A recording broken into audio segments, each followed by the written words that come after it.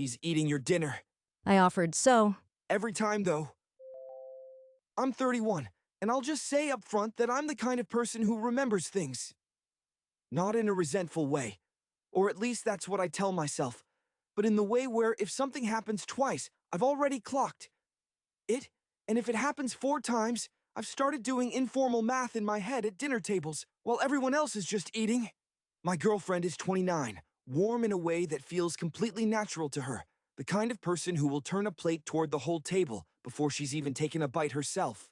Her friend Marcus, technically my friend first, which is the part that makes all of this worse, is 33, good in most of the ways that count. But there is this one specific groove in his behavior that I have watched play out across maybe a dozen dinners over 3 years. I had told her about it, not once, not twice. And it wasn't a fight when I told her, just a quiet heads up, the kind you give because you think it might matter.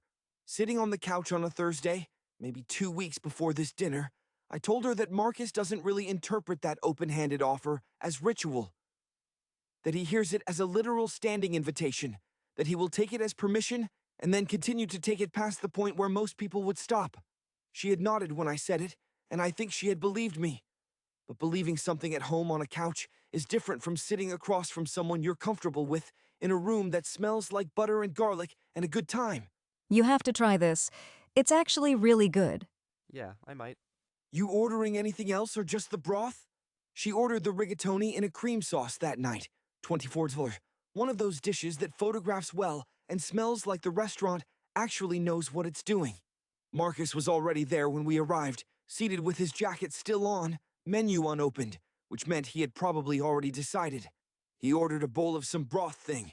When the server came back with the plates, I already knew what was going to happen next.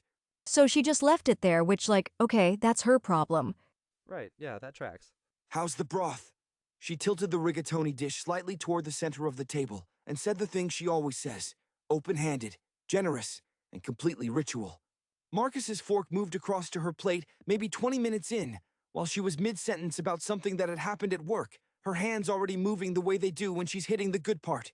The fork came back with rigatoni on it, and she didn't pause, didn't track it, didn't react at all. Because from where she was sitting, socially speaking, she had made the offer, he had accepted. It was a completed transaction. The broth bowl in front of Marcus was about half empty, which is to say he was not out of food, just augmenting, which he does, which she didn't fully understand in the way that I understood it yet. He's eating your dinner. I offered, so. Every time, though. The forks kept crossing.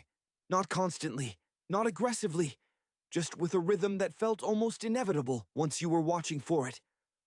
A pause in the conversation, a slight lean, the specific casual ease of someone who does not experience this as taking anything because the offer was made, and offers mean yes.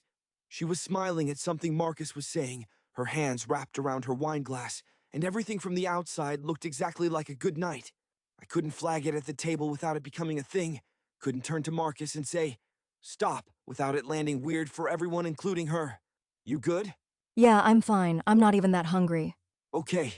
I glanced over at her plate around the midpoint of the meal, and there was still enough there that it looked fine. Looked like a normal dinner in progress. Looked like the photograph you'd take if you were documenting a nice evening out. I checked my own plate and looked back at hers, and the math was starting to feel a little off. But I kept eating and kept watching and kept doing the calculation in my head with the quiet precision of someone who has had exactly this argument internally before. At some point, mid-conversation about something I wasn't really following, her plate had reduced itself to a smear of cream sauce and one piece of rigatoni sitting slightly off-center. Marcus's fork was resting at the edge of her dish, not his own, just resting there like it had been there a while. She was still talking, still animated, and the fork was just there, and the one piece of pasta was just there. The check came the way it always does at places like that, dropped in a leather folder with a smile and no itemization, and we did the usual dance, someone saying just split it evenly, someone else not objecting, because objecting at the check means something about you socially that nobody wants to mean.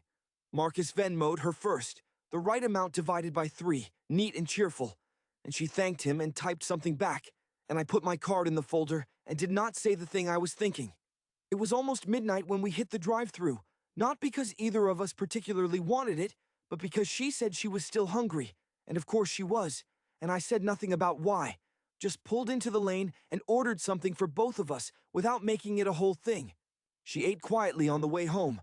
Not upset, exactly. Just winding down.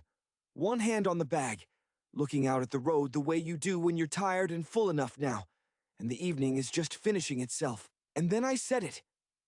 Not loudly, not as an attack, but completely. The way you say something you have been holding for 3 hours. I told you. I said it before we went. I told you exactly what was going to happen. And you ordered the pasta anyway, and offered it anyway, and then you were still hungry at midnight. She didn't say anything back immediately, and the porch light was already off when we pulled in, and the receipt from the drive-thru was curling in the cup holder by the time I cut the engine.